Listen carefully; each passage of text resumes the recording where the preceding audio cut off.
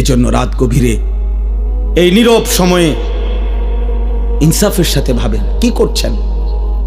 30 বছর ধরে যারা সুদ খান, এই সুদখোর হারামখোর, আপনি কি করছেন?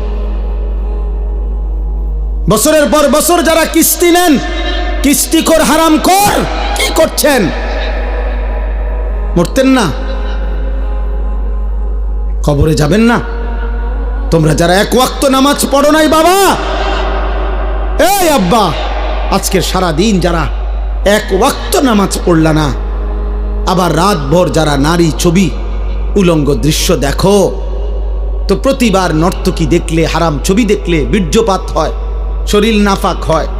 আর আল্লাহর নবী বলছে চোখ দিয়া হারাম ছবি দেখলেও জিনা, দিল দিয়া ভাবলেও জিনা, আর নিজের হাত লজ্জাস্থানে ব্যবহার করে নাপাক নষ্ট করলে তাও জিনা। আর আল্লাহর নবী বলছে এই জিনাকার, এই ব্যভিচারী, মালউন, অভিশপ্ত। নবীজি বলছে যে জিনা করে সে মুমিন থাকে না। লা ইয়াজনি জানি হিনা ইয়াজনি ওয়া হুয়া মুমিন। সারাদিনে এক ওয়াক্ত নামাজও পড়লা না, রাতভর ছবি নারী অস্থি দৃশ্য দেখে শরীর নাপাক করে এই যে শুয়ে রইলা, যদি আর ঘুম না ভাঙে, এই রাত যদি আর ভোর না হয়, হ্যাঁ, তো তোমার মৃত্যু কিসের উপরে হইল? তো তোমার আখিরাত কি হবে?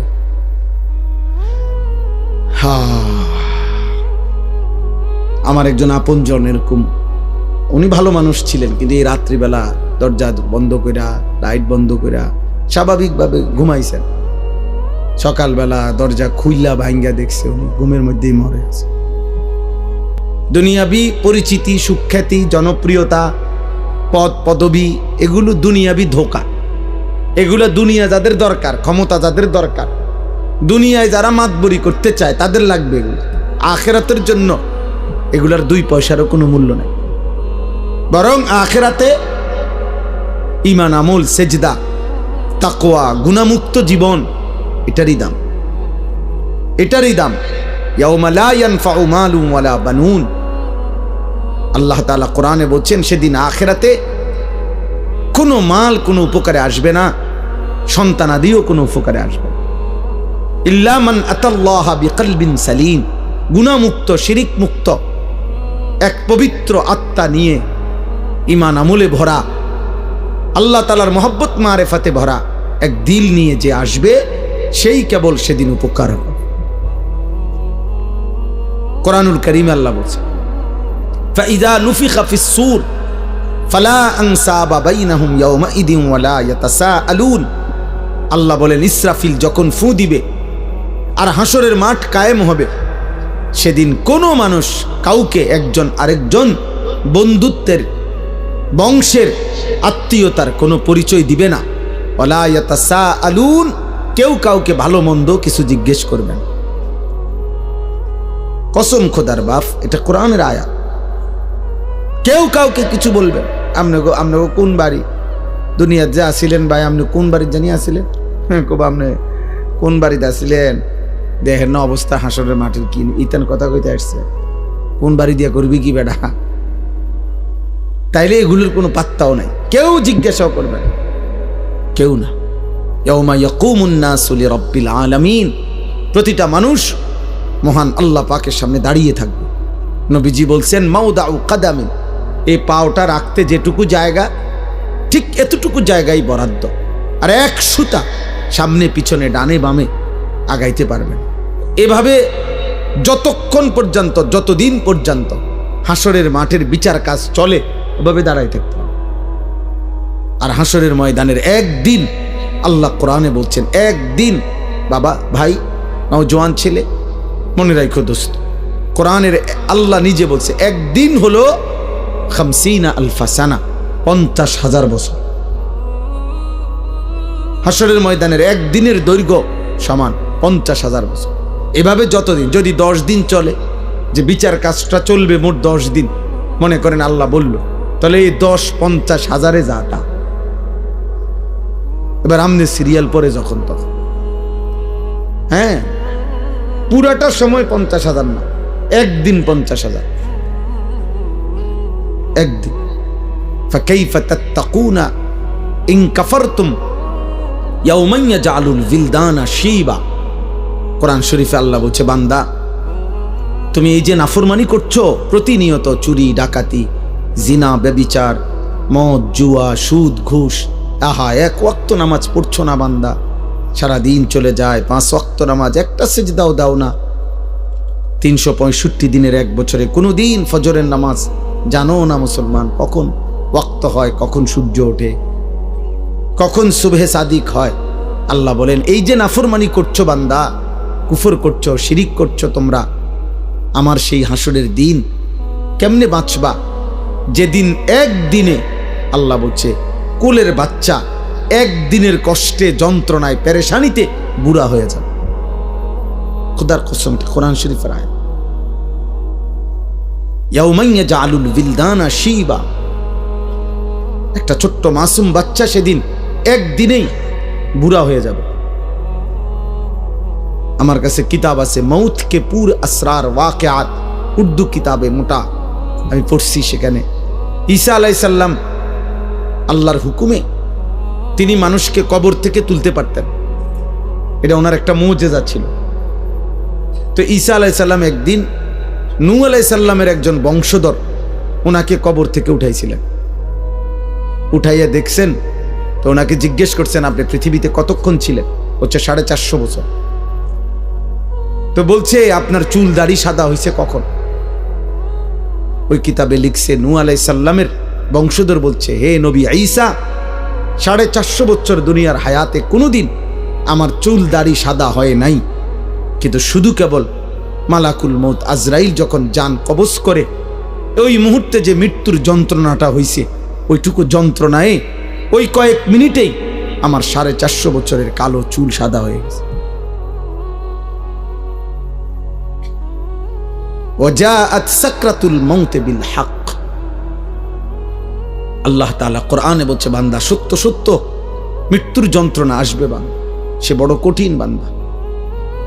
ঈমানদার হইলে তো সহ্য করার ক্ষমতা থাকবে, কিন্তু নাফরমান হইলে 900 বছরের সুখ এই 1 সেকেন্ডের মৃত্যু যন্ত্রণা ভুলিয়ে দেবে। কিতাবের মধ্যে আছে, আমরা নিজে পড়ছি, নবীজির একজন বিখ্যাত সাহাবী আমর ইবনুল আস, অনেক বড় একজন সাহাবী ছিলেন রাদিয়াল্লাহু তাআলা আনহু। ওনার মৃত্যুর পূর্বে ওনার সন্তান আব্দুল্লাহ, তিনি ওনার আব্বাকে জিজ্ঞেস করছিলেন, এই সাহাবীকে, যে আব্বা, এই মুহূর্তে আপনি নবীর শ্রেষ্ঠ সাহাবী, বড় সাহাবী, আপনি মিশর বিজয়কারী সাহাবী, এই সাহাবী মিশর বিজয় করেছিলেন, আপনি এই মুহূর্তে মৃত্যুর পূর্বে আপনার সাকরাতুল মাউত, মৃত্যুর যন্ত্রণাটা কেমন হচ্ছে, আপনি একটু বলবেন? তখন ওই বাবা নবীর সাহাবী ওনার সন্তানকে বলতেছিলেন, ইয়া বুনাইয়া কাআন্না জিবালাদ দুনিয়া আলা সাদরি, হে আমার সন্তান, কসম খোদার বাপ, আমার মনে হচ্ছে মৃত্যু যন্ত্রণার এই মুহূর্তে পৃথিবীর সমস্ত পাহাড় আমার বুকের উপরে চাপ দিয়ে রাখছে। ওই ছেলে, ওই ওঠো, মোবাইল বন্ধ না করতে বলে সরে যাও, উঠে, তো এটা ধরে রাখছো কেন? বন্ধ করলে তো তুমি পকেটে নাও, এটা এটা এমনি দ্বারা কি বোঝা যায় না এটা, যে তুমি নিজে নিজে কথা শুনলা কেন? জি মা, আমার এটা ইচ্ছা করে আমি কষ্ট দিই, হয়তো ধমকটা দিলাম, এটার উদ্দেশ্য ভাইয়া তোমার ফায়দা, তুমি তাকায়া শোনো, দেখবা ফায়দা হবে। এ তো মালিকের কথা, রবের কথা, আল্লাহর ওয়াদা, এটা ফাসতামিউ লাহু ওয়া আনসিতু, আদেশ। আল্লাহ বলছে, আমার বান্দা আমার কথা মনোযোগ দিয়ে শোনো, চুপ থাকো, লাআল্লাকুম তুরহামুন, আমি আল্লাহ ওয়াদা দিলাম তৎক্ষণাৎ তোমার উপরে রহমত বর্ষিত হবে। কসম খোদার, এটা কোরআন শরীফের আয়াত। আল্লাহ বলছে, আমার কথা যখনই বলা হয় তুমি চুপ থাকবা, মনোযোগ দিয়ে শুনবা, তোমার উপরে রহমত বর্ষিত হবে। রহমত বর্ষিত হবে মানে আল্লাহ তোমাকে আমলের তৌফিক দিবে, আল্লাহর কথা মানার যোগ্যতা দিবে। আগে দেখবেন আপনাদের আমলে, মুরব্বীদের আমলে, আগে যখন ওয়াজ করতো হুজুররা, মুরব্বী হুজুররা আমাদের, ওনারা বলতো কথা, বয়ান কুদ্দুর ফরফরে কইতো, গভীর মনোযোগ কইতো না, কথা দিলের কান দিয়ে শোনেন, আগে এটা বলতো, মানে মনোযোগ দিয়ে শোনেন, আল্লাহর কথা দোস্ত, একদিনে সবাই বদলাবে না। একদিনে কেউ জুনায়েদ বাগদাদি হয় না, একদিনে কেউ বাইজিদ বোস্তামি হবে না। উনি নিজেও একদিনে হয় নাই। বাইজিদ বোস্তামি একদিনে বাইজিদ বোস্তামি হয়ে গেছে। আব্দুল কাদের জিলানী একদিনেই এত বড় আউলিয়া হয়ে গেছে। তাইলে ওনারাও মেহনত করছে, ওনারাও রাতের পর রাত দিনের পর দিন আল্লাহকে ডাকছে, কানছে, চোখের পানি ফেলছে। তো বিনিময় আল্লাহ তাআলা তাদেরকে সাইয়্যিদুল আউলিয়া বানায় দিছে, আউলিয়াদের সর্দার বানায় দিছে।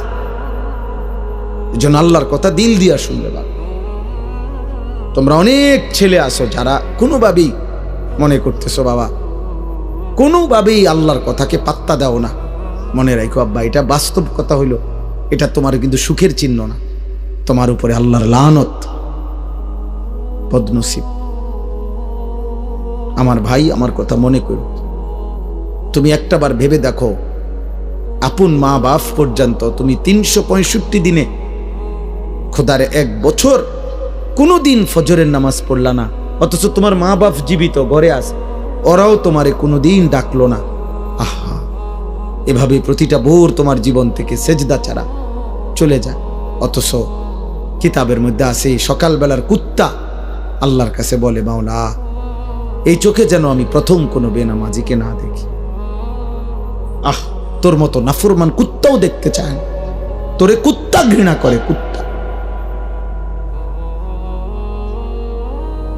কার জন্য সাজলি বেটা? কি এর পাউডার লাগাইছো? কিসের চুলের ফ্যাশন করছো? কে দেখে তোমাদের এই চুল চেহারা? তোমার সমবয়সী কিছু অসৎ বন্ধু ছাড়া, তোমার সময় না তোমার লগে ঘুরে গাড়ে এরকম কিছু ফালতু ছেলে ছাড়া তোমার চুল চেহারার প্রশংসা কোনো ভদ্রলোক, কোনো ইমানদার জীবনে করছিল? তোমার বিবেক থাকলে কও। একটা ছেলে বলো পৃথিবীর কোন সভ্য মানুষ, ভদ্র মানুষ, যে বাবা তোমার এই চুল দেখে মনে হইতেছে তুমি একটা নেককার ছেলে, তোমার চেহারা দেখে মনে হইতেছে তুমি একটা ভালো বংশের ছেলে, তাইলে তোমার এই অসৎ চেহারা তো তুমি তোমার বাপকে অপমান করলা। কিরে তুই কোন ঘরের পুত্রে, তোর দেখতে ফুটটা ঘরের মতো লাগে? তাইলে এই কথা যদি বলে তো তুই কাকে অপমান করলি? বাপ নিজে তো অপমান হলি, তোমার বাপকেও তো অপমান, তুমি তো তোমার বংশকে অপমান করলা। কোন বিবেকবান তো তার ইজ্জত নষ্ট করে না, সম্ভ্রম নষ্ট করে না। আত্মমর্যাদা, আত্মসম্মান যারা আছে, সে প্রয়োজনে ধুকে ধুকে মরে যায়, সে প্রয়োজনে অনাহারে মরে যায়, কারো কাছে হাত পাতে না। এটা হলো গায়রত, আত্মসম্মান, আত্মসম্মান, আত্মমর্যাদা, গায়রত। এটা এক মানুষের শ্রেষ্ঠ সম্পদ, এটা আত্মসম্মান, আত্মমর্যাদা। এটা অহংকার না। অহংকার তো হলো বড়াই করা। আসলে আমার ইমান, আমি মুসলিম। কাফের বেঈমানেরটা যত সুন্দর লাগুক, ওদের কাছে সুন্দর। আল্লাহ কোরআনে বলছেন, ইন্নামাল মুশরিকুনা নাজাস, সমস্ত মুশরিক নাপাক। অতএব বেটা, মুশরিকের চুল চেহারা, মুশরিকের লেবাস পোশাক, মুশরিকের আচরণ উচ্চারণ, মুশরিকের খাদ্য খাবার স্টাইল সব নাপাক, সব নাপাক, সব নাপাক। স্টাইল দেখাস বেটা, তুই কোথায় পড়ালেখা করছ বেটা? আহাম্মক, কোন বেঈমানের মতো চুল রাখছ বেটা? কি পড়ালেখা করলি বেটা? কি গোড়ার ঘাস পড়লি? কলেজে তো আমরাও পড়ছি বেটা। আমি তো কুমিল্লা ভিক্টোরিয়া কলেজের ছাত্র, আমি তো কুমিল্লা ভিক্টোরিয়া কলেজ থেকে মাস্টার্স পাস করছি। সার্টিফিকেট দেখবা, চলো আমার লোক। আত্মসম্মান থাকবে না? আমি মুসলমান, আমার বাবা মুসলমান, আমার চুল কেন হবে বেঈমানের মতো? আমি ইমানদারের ঘরে জন্ম নিছি, আমি কেন পেশাব করে পানি নেব না? তুমি কুকুর, তুমি হাইওয়ান, তুমি জানোয়ার, তুমি কা পেশাব করে পানি নাও না? তুমি কোনোদিন কুত্তা দেখো না? তুমি দেখো না কুত্তা পেশাব করে পানি নেয় না? তুমি দেখো না কুত্তা কোনোদিন টয়লেট পেপার ব্যবহার করে না? তোমার মধ্যে এতটুকু বিবেক থাকবে তো, কিন্তু আমি কি তা? আত্মসম্মান তো থাকবে, আত্মপরিচয় তো থাকবে। এজন্য ইমানদার মরে যায় প্রয়োজনে, ইজ্জত নোয়ায় না। এই 1450 বছরের ভিতরে হাজার হাজার কোটি কোটি ইমানদার পৃথিবীতে বহুবার জালেমের সামনে জীবন দিছে, রক্ত দিছে, শাহাদাতের খুন পান করছে, কিন্তু ইজ্জত দেয় না, সম্মান দেয় না, ইসলামকে বেইজ্জতি হতে দেয় না, বেইজ্জতি হতে দেয় না। এক সাহাবী হযরত আব্দুল্লাহ ইবনে হুযাফা আস-সাহামী রাদিয়াল্লাহু তাআলা আনহু যুদ্ধের ময়দানে সাহাবী বন্দী হইছেন খ্রিস্টান বাহিনীর হাতে। খ্রিস্টান সেনাপতি বহু চেষ্টা করছে ওনাকে ইসলাম থেকে ফিরাইতে, কোনোভাবেই যখন তিনি রাজি হন নাই, সর্বশেষ খ্রিস্টান সেনাপতি বলছে উত্তপ্ত তেল কড়াইয়ায় গরম করো, আর ওরে উত্তপ্ত কড়াইয়ার তেলে ফেলে ভুনা করে ফেলো। যখন ওনাকে উত্তপ্ত তেলের কড়াইয়ার সামনে আনছে, উনি তখন কাঁদতেছিলেন। সেনাপতি তখন ডাক দিয়ে বলছে, কিরে বেটা, এখন কাঁদিস কেন? আমি না তোকে বলছি আমাদের খ্রিস্টান ধর্ম গ্রহণ কর, এখন আবার মৃত্যুর সময় কাঁদো কেন?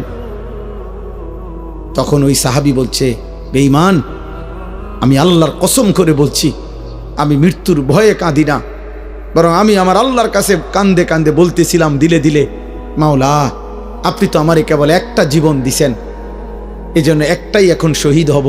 আপনি যদি আমারে 100 বার হায়াত দিতেন, আর আমি যদি 100 বার আপনার রাস্তায় শহীদ হইতে পারতাম। ওই সেনাপতি তখন ছেড়ে দিছে ওনারে, বলছে, হায় হায়, মৃত্যু যাদের এতটা প্রিয় তারা তো মৃত্যু দিয়া কষ্ট দেওয়া হইল না, তাইলে আনন্দ না দেওয়া, ছেড়ে দিছে। তখন হযরত ওমর রাদিয়াল্লাহু তাআলা আনহু যখন তিনি মদিনায় ফিরে আসছেন, এই সাহাবী হযরত ওমর রাদিয়াল্লাহু তাআলা আনহু বলছেন সমস্ত সাহাবীদেরকে যে লাইন ধরো, সব লাইন ধরো। লাইন ধরে বলছে, সর্বপ্রথম আমি ওমর খলিফাতুল মুসলিমিন তার কপালে চুমা দেব, আর তোমরা ভাই সিরিয়াল সবাই মুহাম্মদ আরবির এই সৈনিক, এই সাহাবীকে তোমরা সবাই কপালে চুমা দিবা।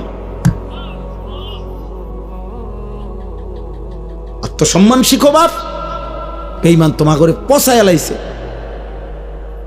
একটা সামান্য ডুগডুগির মতো একটা বান্দররে যেমনে নাচায়, আহারে বাপ, তোম করে এমনি নাচাইতে আছে।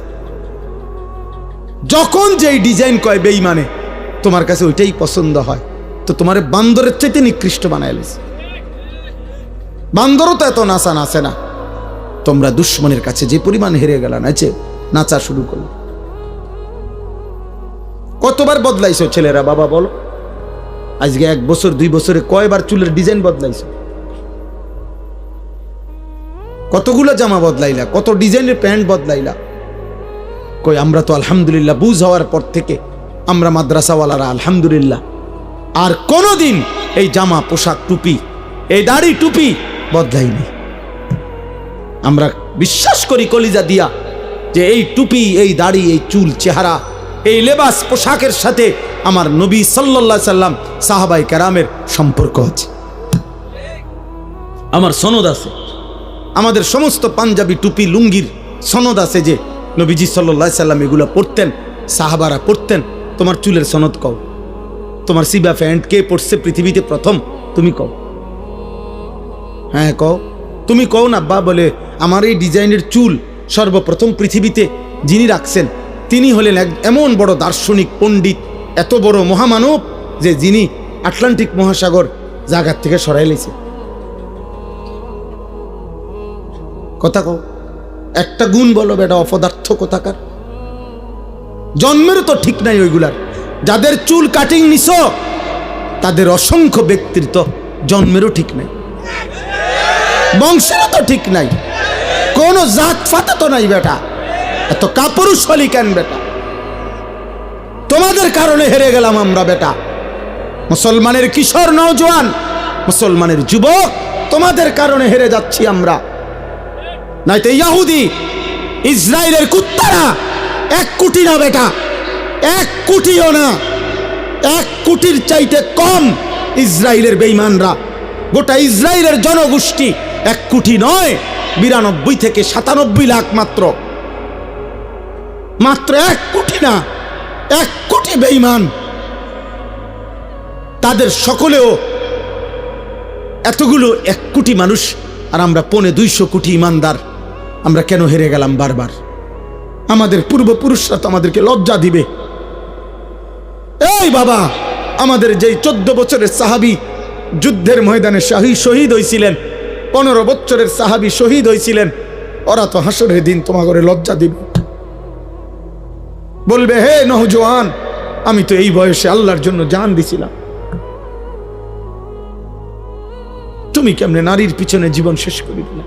কি মনে হয় সেই বদরের যুদ্ধের ওই 2 কিশোর মুআজ এবং মুআওয়িজ, যে 2 কিশোর আবু জেহেলকে হত্যা করছে, ও তোমার সামনে দাঁড়াইয়া বলবে না যে আমি তো মাত্র 15 বছর বয়সে নবীর শ্রেষ্ঠ দুশ্মন আবু জেহেলকে হত্যা করেছিলাম, তুই কি করলি মুসলমান, তুমি কি করলা? বলো না আব্বা তোমরা কি করছো? তোমাদের বাপ কিছু বলে না, ঠিক আছে বুঝলাম, কিন্তু তোমার আল্লাহ কিছু বলবে না? আজ হয়তো তোমার মা কিছু পারতেছে না, তোমার চুল দেখা, চেহারা দেখা, তোমার বিকট চেহারা দেখা, অসভ্য বন্ধুদের আড্ডায় তুমি এমন গাদ্দার, তোমার মা তোমারে ভয় পায়। তোমার মা দেখে মনে হয় তার যেই চেহারা, তারে কুন্ডা খুলে জানি কি করে না করে, যা বাদ দে, ফিসা দিয়া ফির। আহারে লানত রে, সমবয়সী কিছু অসৎ বন্ধুর কাছে জীবনের সুখ খুঁজলা, শান্তি খুঁজলা, বন্ধুদের আড্ডায় মজা পাইলা, একদিন সময় ফুরাইলে দেখবা বন্ধুরাও নাই, দুনিয়াও নাই, তুমি একা কবরে। হ্যাঁ, কাল্লা সাউফা তা'লামুন সুম্মা কাল্লা সাউফা তা'লামুন আলহাকুমুত তাকাসুর হাত্তা জুরতুমুল মাকাবির। আল্লাহ বলে দুনিয়ার নেশা বান্দা তোমাদেরকে পাগল করে দিল, দুনিয়া বাড়াইবার নেশা তোমাদেরকে আখিরাত ভুলিয়ে দিল, দুনিয়ার মধ্যেই দুনিয়ার লোভেই ব্যস্ত করে দিল। আল্লাহ বলেন হাত্তা জুরতুমুল মাকাবির, বান্দা মনে রেখো এভাবেই একদিন তুমি কবরস্থানে পৌঁছে যাবা, সুখে থাকলেও মরে যাবা, দুঃখে থাকলেও মরে যাবা, হাসলেও মরে যাবা, কাঁদলেও মরে যাবা, রাজপ্রাসাদের অট্টালিকায় থাকলেও মৃত্যু হবে, জীর্ণ কুঠির কুড়ে ঘরে থাকলেও মৃত্যু হবে, সেজদা দিতে দিতে আব্দুল কাদের জিলানি হলেও মৃত্যু হবে, কুফরি আর নাফরমানি করতে করতে ফেরাউন নমরুদ হলেও মৃত্যু হবে, থাকতে তো পারবা না বাপ। ওয়াজাআত সাকরাতুল মাউতি বিল হক যালিকা মা কুনতা মিনহু তাহিদ। আল্লাহ বলে মৃত্যুর যন্ত্রণা তো আসবেই, আর এই মৃত্যু থেকেই তো তুমি পলায়ন করেছিলে, বারবার অসুখ হইছে আর তুমি দৌড় দিয়া ডাক্তারের কাছে গেছো, 2 টাকা 20 টাকা 200 টাকার ওষুধ খাইছে, ভালো হয়ে গেছো, তুমি ভেবেছো তোমার আর মৃত্যু হবে না। আল্লাহ বলে না বান্দা, মৃত্যু তো আমি বারবার দেই না, অসুস্থতা না বারবার দেই, পেট ব্যথা বারবার দিতে পারি, মৃত্যু বারবার দেই না, জ্বর সর্দি বারবার হয়, মৃত্যু বারবার হয় না, মৃত্যু তো একবারই হয়। মৃত্যু থেকে যদি 2 বার 4 বার বাইচা যাইতা তাইলে না তুমি নিশ্চিত হইতা।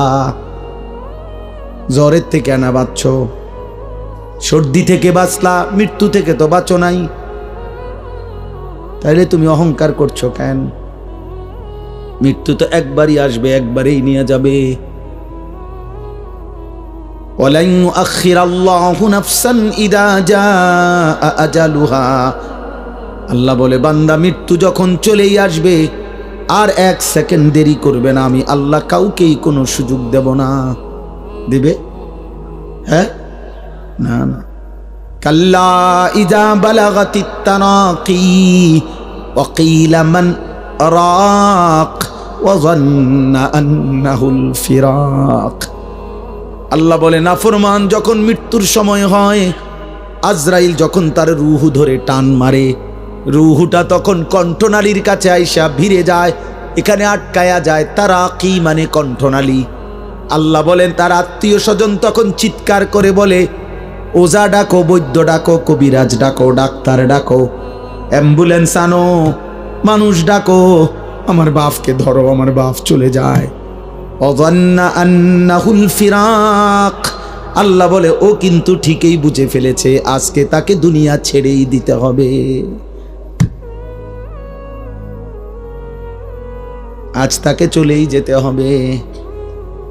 আজকে সে বুঝে ফেলেছে আজ আর থাকতে পারবে না। আজকে এটা সর্দি না, এটা মৃত্যু। আজকে এটা পেট ব্যথা না, এটা মৃত্যু। আজকে এটা মাথা ব্যথা না, এটা মৃত্যু বন্ধু, মৃত্যু। এটা মৌত, এটা মৌত। ফালাউলা ইযা বালাগাতিল হুলকুম ওয়া আনতুম হিনাইযিন তানজুরুন ওয়া নাহনু আকরাবু ইলাইহি মিনকুম ওয়ালাকিন লা তুবসিরুন। আল্লাহ বলে, কণ্ঠনালীর কাছে যখন রূহ এসে যায়, তোমরা তো চারদিকে আত্মীয় স্বজন থাকোই, দেখতে থাকো, আর আমি আল্লাহ তো এখানেই থাকি। আল্লাহ বলে, যদি ভাবো যে আর আখেরাত কবর পরকাল হবে না, তাইলে তোমাদের স্বজনকে মৃত্যুর থেকে ফিরায় রাখো। আল্লাহ চ্যালেঞ্জ করছে, এই নাফরমান, তোর আব্বার ধর, আমি তো নিয়ে যাচ্ছি। তোর বাপের ধর, ফিরা ফিরা। তোর না অনেক টাকা, তোর না 4 তলা বিল্ডিং, তোদের না 3 ভাই বিদেশ, ধরবি না? তোদের দল না ক্ষমতায়? তোর শাসানা বড় নেতা, ডাক দিস না কেন? আল্লাহ বলে, ফালাউলা ইন কুনতুম গায়রা মাদিনিন। এই নাফরমান, যদি ভাবো কবর হবে না, আখিরাত হবে না, পরকাল হবে না, হাসরের মাঠ হবে না, তো তারজিউনাহা, ওরে ফিরাও, ওরে ফিরাও। ইন কুনতুম সাদিকিন, যদি তোমার দাবিতে তুমি সত্যবাদী হয়ে থাকো, তাহলে সবাই মিলে ফিরাও। কেউ পারছে তো ফিরাইতে? কথা বলে না, কেউ পারছে তো ফিরাইতে?